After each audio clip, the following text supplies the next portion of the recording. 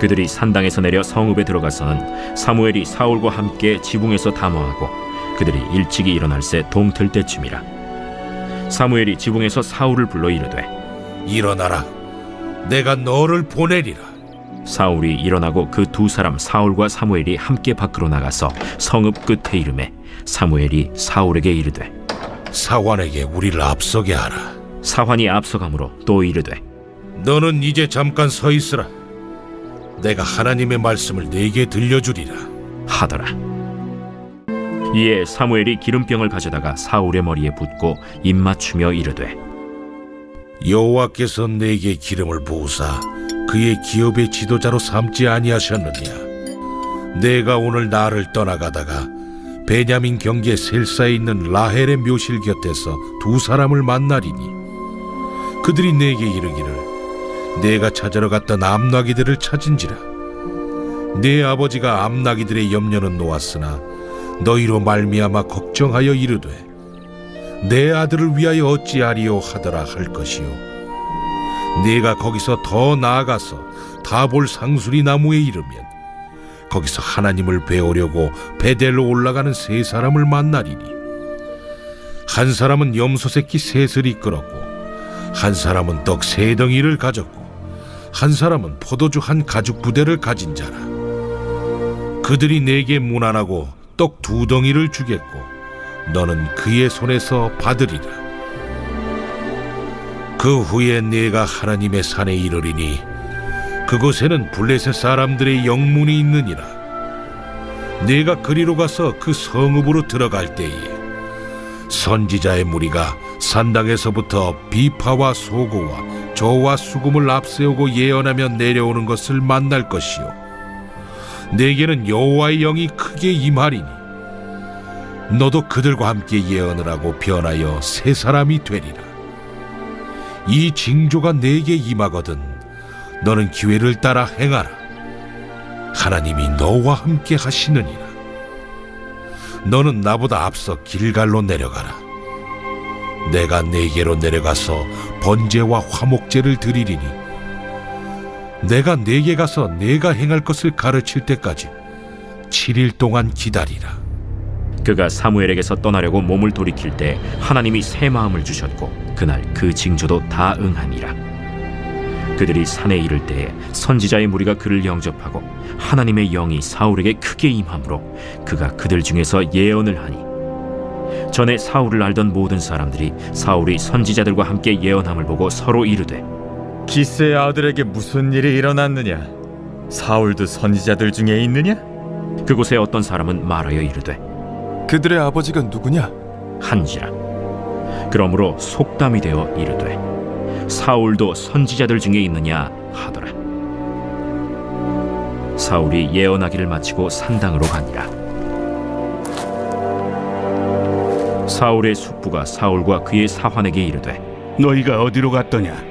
암나기를 찾다가 찾지 못하므로 사무엘에게 갔었나이다. 청하노니 사무엘이 너희에게 이른 말을 내게 말하라. 그가 암나기들을 찾았다고 우리에게 분명히 말하더이다. 하고 사무엘이 말하던 나라의 일은 말하지 아니하니라. 오늘 새벽에도 주님의 보좌 앞으로 나오신 성도님들에게 하나님의 은혜와 평강이 함께 하시기를 축원드립니다. 오늘 사무엘상 9장과 10장 말씀 함께 살펴보도록 하겠습니다. 사무엘서는 다윗에 대한 이야기를 담고 있습니다. 암흑 속에 있었던 이스라엘 가운데 한 줄기 빛처럼 등장한 다윗에 대한 이야기를 언급하고 있죠. 사무엘서의 시작은 이스라엘의 칠흑 같은 어둠의 영적 상태를 그리고 있습니다. 세 가지의 사건을 보여주는데요. 첫 번째는 대제사장이었던 엘리 가문의 몰락이었습니다. 이것은 곧 성막의 몰락이었고 이스라엘 예배의 몰락이기도 합니다. 두 번째는 블레셋과의 전투에서 법궤를 가지고 나간 것인데요. 이 사건은 법궤뿐만 아니라 하나님을 우상처럼 이용하고 있었다는 것을 보여주고 있습니다. 세 번째는 이 법궤를 함부로 열다가 70명이 죽어 이 법궤를 기럇 여아림에 보관하게 된 것이죠. 법궤가 사라져버리게 된 것입니다. 블레셋에 빼앗긴 것, 하나님의 영광을 빼앗긴 것이고 법궤를 숨겨버린 것, 이건 하나님의 영광이 이스라엘 가운데 숨겨져 버린 것이죠. 하나님 영광이 없는 듯한 이런 이스라엘의 영적 상태를 그대로 보여줍니다. 이때 사무엘이 등장하여 그들에게 회개를 촉구하고 미스바 대성회를 통해서 금식하며 하나님의 은혜를 구하는 집회를 열게 되죠. 이때부터 이제 이스라엘은 영적 회복이 일어나게 되고 사무엘이 다스리는 동안 이스라엘은 평안하게 되었습니다. 시간이 지나 사무엘이 늙어 이제 다음을 계획해야 되는 때가 되었는데요. 그의 아들 둘은 부엘세바에서 사사로 활동하였지만 그들이 뇌물을 받고 판결을 어그러지게 함으로 인해서 장로들의 마음에 걱정거리가 되었습니다. 그래서 이제 사사 시대가 아니라 다른 나라들처럼 왕을 사무엘에게 요구하게 되죠. 사무엘은 기뻐하지 아니하였지만 하나님께 여쭈니 하나님께서 허락을 해주십니다. 원래 이스라엘은 왕이 없는 나라였는데요. 하나님이 허용하신 이유는 보이지 않는 하나님, 진정한 왕이신 그분의 말씀을 따르지 아니하므로 눈에 보이는 왕을 통해서 하나님의 말씀을 잘 실행함으로 그 왕을 조차 하나님을 섬기도록 하는 것이 목적이었습니다. 즉 이스라엘의 왕은 부강하게 하는 자가 아니라 하나님과 백성 사이에서 신앙적 모델로 서야 되는 것이 이스라엘의 왕의 가장 중요한 직무였습니다. 이렇게 하나님의 명령을 받고 사무엘은 하나님이 지목하실 왕을 기다리게 되죠. 어느 날 암나기를 찾던 사울이 사무엘에게 찾아오는 일이 발생하게 되었습니다. 사울은 기스의 아들이었는데요. 기스는 유력한 자였습니다. 그는 능력 있고 부유한 자였죠. 그의 아들이었고 그는 준수하였습니다. 사람들에게 아주 매력적인 존재였습니다. 키가 보통 사람의 머리 하나는 더 있는 그 기골이 장대하여 용맹하고 아주 믿음직스러운 그런 인물로 묘사되고 있습니다. 암나기를 찾기 위해 사무엘에게 예물을 주고 예언을 받고자 한 것인데요.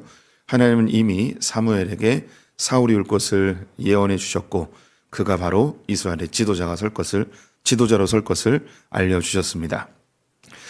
산당에서 예배를 드리고 그에게 하룻밤을 청하여 함께 지붕에 올라가 긴 이야기를 한 것 같습니다. 성경엔 그 내용이 언급되어 있지 않은데요.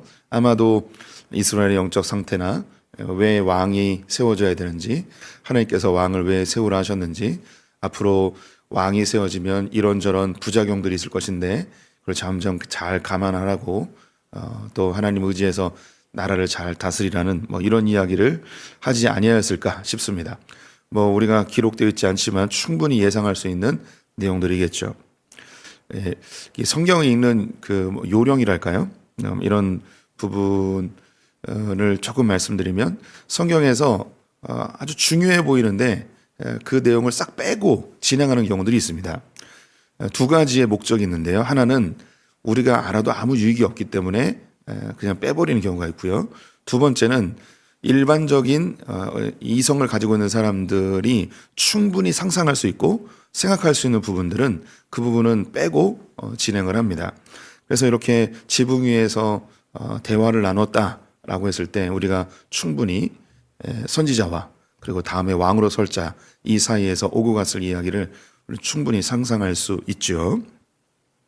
성경은 이런 그 상상력을 자극하고 또 우리에게 허용하는 그런 구절들이 꽤 많이 있음을 성경을 읽으면서 성도님들이 좀 감안하시면 좋을 것 같습니다. 자, 아침이 되어 이제 집으로 가라고 이야기합니다. 사원과 함께 길을 걷는데 사원은 먼저 보내고 사울에게 너는 좀 나랑 잠깐만 더 얘기를 하자 하면서 그에게 기름을 붓습니다. 기름을 붓는 것은 하나님의 영적 권위를 부여하는 것이죠. 구약에서는 세 사람이 기름 부음을 받습니다. 제사장과 선지자와 그리고 왕이죠. 후에 이 진정 기름 부음 받은 자, 즉 왕과 제사장과 선지자의 이 모든 것을 합하여 오시는 그분이 예수 그리스도이신데요. 이 그리스도라는 뜻이 기름 부음 받은 자라는 것입니다. 하나님이 예수를 왕으로 그리고 선지자로 그리고 제사장으로 세워주신 것이죠. 이것이 지금의 우리들에게도 동일하게 적용이 됩니다. 우리가 예수를 영접하면 성령이 임하십니다. 성령님이 구약에 있는 기름 부음과 같은 현상인데요. 성령이 우리에게 임하시면 우리가 세 가지의 직분을 감당합니다. 구약에서는 이것이 갈라졌는데요. 우리는 이것을 함께하고 있죠. 최초의 사람이었던 아담이 그러하였습니다. 하나님의 생기가 불어넣어짐으로 그는 에덴 동산을 통치하는 왕이었습니다. 또 그는 하나님께 직접 예배하는 제사장이었고요. 그리고 하나님의 말씀을 받아서 그의 아내에게 전파해야 됐고 그의 자손들에게 전파하는 선지자였습니다. 근데 인간이 타락하면서 조금씩 이게 갈려지는데요. 그래서 최초의 선지자로 모세가 세워지고 그리고 최초의 대제사장으로 아론이 세워집니다. 그리고 최초의 왕으로 사울이 생겨지죠. 이 세 가지 직분이 쫙 갈라집니다. 죄로 인해서 갈라진 건데요. 이것이 예수 그리스도로 죄를 도말하심으로 이 세 가지 직분이 예수로 집약되고 이것을 예수 믿는 자들이 동일하게 받습니다. 그래서 이제 우리 성도님들은 그 누구의 중보자도 필요 없이 하나님께 직접 예배할 수 있는 예배자들, 제사장들이 되었죠. 또한 우리 성도님들은 하나님의 말씀을 받고 또 직접 읽고 해석하고 또 누군가에게 가르치고 선포하는 예언자들, 선지자들이 되셨습니다. 가장 명확한 선지자 역할은 복음을 전하는 것이죠. 그리고 우리 성도님들은 하나님의 말씀을 받아서 자기의 삶을, 자기의 가정을 통치하고 다스리는 왕의 직분을 받게 되셨습니다. 그래서 여기 계신 모든 분들은 기름 부음 받은 자들입니다. 사울은 이렇게 기름 부음 받아 왕의 직분을 받게 되죠. 그러면서 이것이 하나님께로부터 왔음을 확증해 주기 위하여 사무엘은 세 가지의 예언을 해줍니다. 이것이 확정되어지면 이 기름 부음 받음과 또 하나님께서 너를 왕으로 세우심에 대해서 의심하지 말고 수용하라는 것입니다. 세 가지는 셀사에 있는 라헬의 묘지 곁에서 두 사람을 만난다는 것입니다. 이 사람들이 암나기들을 아버지께서 찾았다라는 이야기를 해줄 거라는 거죠. 이것이 이루어지면 하나님께서 행하신 것이다 라고 알으라는 것이죠. 네. 두 번째는 그 이후에 베델로 올라가다가 다볼 상수리 나무에서 세 사람을 만날 것인데 이 세 사람이 여호와께 예배하러 가던 중에 떡덩이 2개를 너에게 줄 것이다. 이것이 두 번째 표징이 될 것이다 하는 거죠. 당시에 이제 떡덩이를 예배에 가져가는 것은 예배의 제물로 드린 것이죠. 또 제사장의 몫으로 돌리게 되어집니다. 이 떡덩이 2개는 하나는 제사를 드리고요. 이 2개는 제사장에게 몫으로 줘야 됩니다. 그런데 이 2개를 이제 사울이 받게 된 거죠. 그러면 어떤 의미겠습니까? 하나님께서 너를 제사장으로 하나님의 사람으로 인정해 주었다는 확증이 되겠죠. 이와 유사한 장면이 어디 있냐면 다윗이 사울을 피하여 도망의 세월을 하게 됩니다. 이때 노땅에 있었던 성막에 들리게 되는데 그때 너무 배가 고픕니다. 그래서 제사장에게 이곳에 먹을 것이 없냐 했더니 성막 안에 있는 진설병밖에 없다. 하나님께 드려진 빵이죠. 그랬더니 그것을 제사장이 가져와서 다윗에게 주죠. 하나님의 것인데 하나님의 몫인데 이것을 다윗에게 넘겨줌으로 하나님의 영적 권위가 그에게 임하였음을 보여줍니다. 그래서 오늘 이 떡덩이 2개를 나눈 것과 다윗이 진설병을 받은 것이 같은 모양이겠죠. 이제 또 하나의 떡이 더 남아 있습니다. 그것은 예수 그리스도께서 6월절 마지막 만찬에 제자들에게 떡덩이를 떼어주며 하나님의 나라를 세울 것을 그렇게 명령하시죠. 하나님의 권위를 부여해 줍니다. 우리도 그 떡덩이를 받았습니다. 이 떡덩이는 단순히 떡이 아니고 예수 그리스도의 몸이죠. 그래서 우리가 예수 그리스도를 영접함으로 그분을 먹고 마심으로 우리는 하나님의 권위를 받아 이 땅에서 또 다른 작은 예수들로 살아가게 됩니다. 세 번째 표징은 예배하는 곳에 올라가다 보면 예배 산당에서 선지자들이 예언하며 내려오는 모습을 보게 될 것이다. 그들과 함께 너에게 하나님의 영이 임하여서 예언하는 일이 발생할 것이다 라는 것입니다. 여기서 이 예언이 어떤 일인지는 모르겠습니다. 미래를 뭐 예측하거나 혹은 하나님을 찬양하거나 혹은 하나님의 말씀을 선포하거나 뭐 이런 종류의 예언이 아니었을까 싶습니다. 네, 이 일이 세 가지가 다 이루어지게 됩니다. 이로 인해서 사울은 하나님께서 나를 왕으로 진목하셨구나라고 내적인 확신을 갖게 되지요. 사울이 예언하는 모습을 보고서 사람들이 깜짝 놀랍니다. 저 사람 기스의 아들 아니냐? 사울도 선지자가 되었느냐? 하면서 깜짝 놀라게 되죠. 그리고 이 사울을 모르는 자들은 이야기하기를 그의 아버지가 누구냐? 도대체 그의 아버지가 누구길래 저 사람이 저렇게 예언을 하는가? 깜짝 놀라게 되죠. 그로부터 이제 속담이 생기게 됩니다. 사울도 선지자들 중에 있느냐? 이것을 좀 우리의 말로 풀면 사울도 선지자였어? 우와, 사울도 선지자였어? 이렇게 풀 수 있겠죠. 그럼 이것을 다시 우리의 상황으로 해석하면 정말 깜짝 놀랄만한 일, 정말 예상하지 못했던 너무 기가 막힌 일이 벌어졌을 때에 이 속담을 쓰는 거예요. 사울도 선지자 중에 있느냐. 요즘 언어로 완전히 바꿔서 성도님들에게 말씀드리면 이렇게 번역할 수 있습니다. 네가 왜 거기서 나와? 라고 바꿀 수 있죠. 전혀 예상하지 못했고 상상하지도 못했는데 딱 일어난 거예요. 네가 왜 거기서 나와? 이런 속담으로 당시에 사용이 됐다는 것이죠. 이제 집으로 돌아옵니다.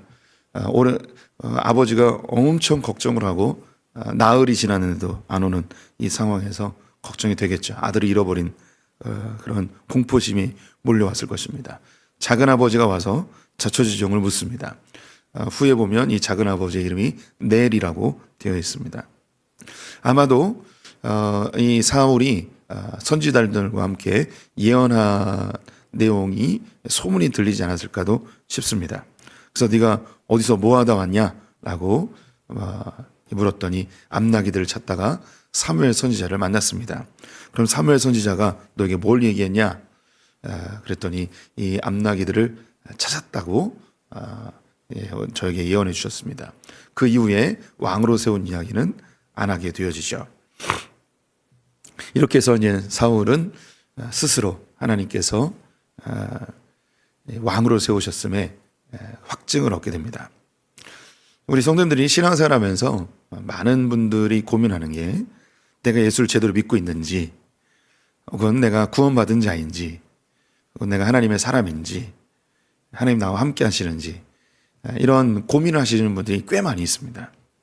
그래서 저도 목사가 되기 이전에는 지금도 비슷한 고백을 하긴 하는데, 하나님, 내가 하나님의 사랑을 받고 있는지 좀 증거를 보여주십시오.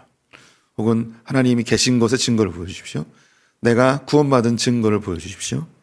내가 하나님께 속한 자인지 증거를 보여주십시오. 이런 증거들을 원할 때가 있습니다. 내 안에 흔들리는 믿음, 또 확신이 없는 나의 마음 때문에 그런 것을 요구할 때가 있죠. 우리는 어떤 현상이 일어나길 바라거나, 내가 소망하고 꿈꾸는 일이 성취되기를 바라거나, 혹은 어떤 해결되지 않을 것 같은 문제들이 해결될 때 하나님이 나를 사랑하시고 살아계시고 또 내가 구원받았음의 증거들로 믿으려고 합니다. 제가 가장 오랫동안 기도한 것 중에 한 가지가 키 크게 해달라는 기도를 했습니다. 제 막내 아들과 가정 예배를 드리면 변함없이 내놓는 기도 제목이 키 크게 해달라는 거예요. 제 막내 아들의 원하는 키는 2m가 넘는 게 꿈입니다. 미친 거죠. 2m가 넘어서 어디에 쓰려고. 농구하고 싶대요. 근데 요즘은 좀 줄어가지고 190만 넘었으면 좋겠다고. 근데 최근에 보니까 187 정도까지만 커도 좋겠다고 이렇게 기도를 하더군요. 저도 기도를 많이 했습니다. 제일 기도를 많이 했던 게 군대에 있을 때, 제가 공군 헌병대에 있었는데 전 부대에서 제가 두 번째로 작았어요. 제가 두 번째로 작았다는 거는 그만큼 부대에서 키 작은 사람들의 그 고통과 소외감을 제가 철저하게 느끼고 있었다는 거죠. 기도 정말 많이 했습니다. 그래서 하나님, 내가 키가 커지면 하나님 저를 사랑하심으로 믿겠습니다. 막 이런 기도를 하기도 하였습니다. 우리가 그런 기도들을 많이 하죠. 오늘 사울에게 왕 되었음의 확증으로 사무엘이 세 가지의 증거를 보여줍니다. 이 가운데 정말 중요한 것이 뭐냐면 하나님의 영이 임하여서 그가 새 사람이 되었다는 것입니다. 6절 말씀에 보시면 내게는 여호와의 영이 크게 임하리니 너도 그들과 함께 예언하고 변하여 새 사람이 되리라. 앞에 있는 두 개보다 이게 제일 중요합니다. 앞에 있는 것은 뭐 우리가 구할 수 있는 거겠지만 이 부분은 하나님이 우리에게 강권적으로 내려주시는 것입니다. 성경에 고린도전서 12장 3절에 보면 하나님의 영이 아니시면 그 누구도 예수 그리스도를 주라고 고백할 수 없다고 합니다. 우리 성도님들이 구원받은 가장 명확한 증거는 뭐냐면 예수님이 나의 구주이십니다 라고 고백할 수 있다면 이것이 가장 명확한 구원받은 증거입니다. 예수님은 하나님의 아들이십니다. 하나님이 예수 그리스도께서 나의 죄를 위해 십자가에서 죽으셨습니다. 그래서 그 예수님은 나의 주인이십니다. 이 고백을 할 수 있다면 이것이 바로 구원받은 가장 명확한 증거입니다. 어떤 자들은 방언을 받아야 된다, 영적 체험을 해야 된다, 이런 이야기를 할 수 있겠지만 이것은 매우 부수적인 겁니다. 오늘 사울의 경우에 있어서 라헬의 묘 옆에서 두 사람을 만나거나 베델로 올라가다가 세 사람을 만나거나 이건 부수적인 겁니다. 제일 중요한 건 사울에게 하나님의 영이 임하여서 그가 예언을 한다는 것이죠. 그럼 우리 성도님들도 예언할 수 있을까요? 네, 할 수 있습니다. 이 예언은 먼 미래에 대한 그런 점치는 것이 아니죠. 하나님의 영이 너에게 임하시면 자녀들이 예언을 하고 청년들이 환상을 보고 노인들이 꿈을 꾼다고 이야기합니다. 분명히 성경은 성령이 임하시면 자녀들이 예언을 한다고 했습니다. 그럼 예언이 뭘까요? 먼 미래를 점치는 것이 아니고 고린도전서 14장 2절에 보게 되면 예언은 덕을 세우고 권면하는 것이 예언이라고 합니다. 예언은 하나님의 말씀을 가지고 우리의 지체들에게 혹은 우리 이웃들에게 하나님이 널 향한 계획과 하나님의 그 큰 사랑을 전파하여서 그들이 권면을 받고 세워져 그들이 견고해지게 하는 것이 바로 예언입니다. 하나님의 영이 임하시면 성경이 해석되고 성경이 내 안에 적용되고 이것이 입술로 선포되어 다른 사람들에게도 전할 수 있게 되는 것이죠. 이것이 가장 중요한 하나님이 나와 함께 하심, 내가 하나님의 자녀 되어짐, 하나님의 사람 되어짐의 증거입니다. 오늘 이 새벽에 오신 분들 예수 그리스도를 다 구주로 고백하시는 분들인 줄 믿습니다. 의심하지 마십시오. 예수를 나의 구주로 고백한다면 천국은 이미 확보된 것이고 하나님의 자녀이고 하나님 우리 성도님들을 향한 목적과 계획을 반드시 이루실 것이고 내가 실수하고 연약하여 부족해도 합력하여 선으로 바꿔 주실 것입니다. 아들을 아낌없이 내어주심께서 이 모든 것들을 은사로 주시겠다고 약속하셨습니다. 성도님들 성령 안에서 오늘 하루도 승리하시기를 축원드립니다. 기도하겠습니다. 하나님, 사울이 왕 되어짐의 확증으로 세 가지의 이적을 보이셨는데 하나님이 영이 임하여 새 사람이 되어 예언하는 모습을 보았습니다. 우리도 성령으로 가득 채워져 예수를 주로 고백하는 새로운 피조물이 되었음을 고백합니다. 주님, 우리는 새 사람이고 하나님의 자녀임을 감사합니다. 하나님, 우리가 변치 않는 믿음, 하나님을 신뢰하는 믿음 더하셔서 이 혼탁한 세상에서, 죄로 가득한 세상에서 하나님과 동행하며 끝까지 승리하는 자들 되게 하여 주시옵소서. 오늘 하루 주님께 의탁하며 예수님의 이름으로 기도드렸습니다. 아멘.